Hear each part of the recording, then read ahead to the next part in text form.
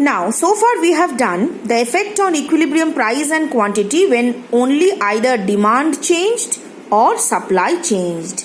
Now we will study the effects of simultaneous changes in demand and supply. That means demand and supply will now change together. So demand curve and supply curve will shift together.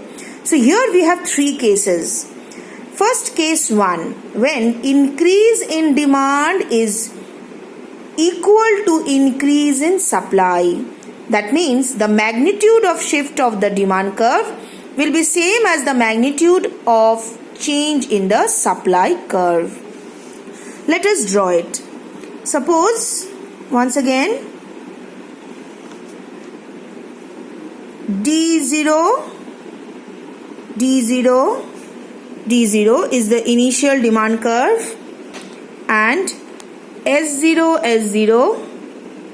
is the initial supply curve, E0 is the initial equilibrium, Q0 initial equilibrium quantity, and P0 is the equilibrium price.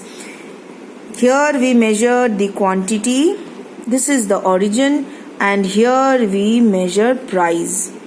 Now suppose income of the consumer increases. Demand curve shifts to the right. Or say technology improves, so supply curve shifts to the right. But we are considering that demand curve and supply curve increases in equal proportion. So if the demand curve shifts to D1, supply curve will also shift in the same proportion. So see, the gap between the two demand curves and two supply curve has to be same. So new supply curve is S1. So the new equilibrium is E1. The new equilibrium quantity is Q1. But price remains same. See, the new equilibrium E1 is exactly to the right of E0. Thereby equilibrium price remains same, but equilibrium quantity has increased from Q0 to Q1. Now the case 2. In case 2, we consider that increase in demand is more than increase in supply.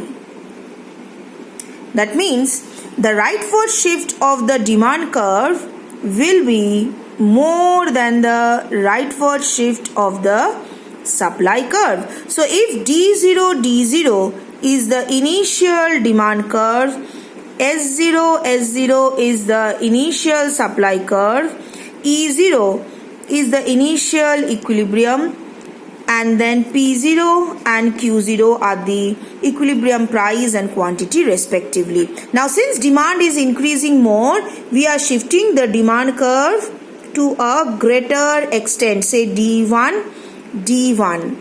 Now supply curve will also shift, but to a smaller extent, say to S1.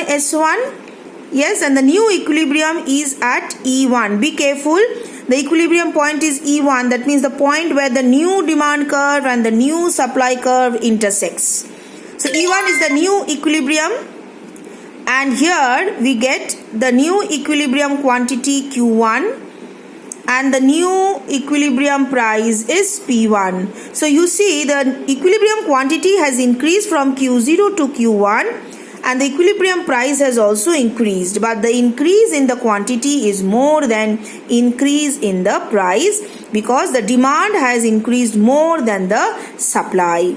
The third case is when we consider that the increase in supply is more than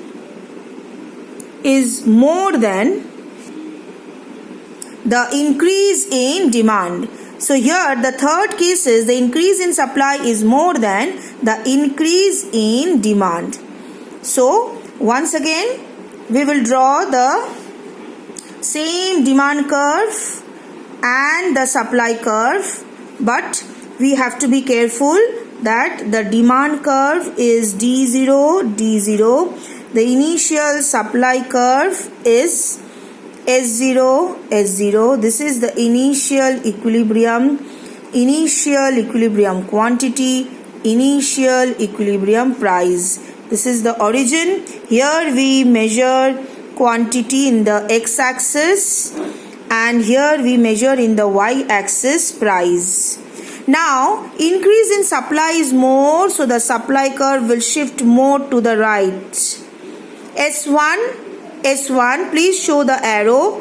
Yes, and the demand curve will also shift to the right but to a lesser extent. So the shift is less. D1, this is the rightward shift of the demand curve.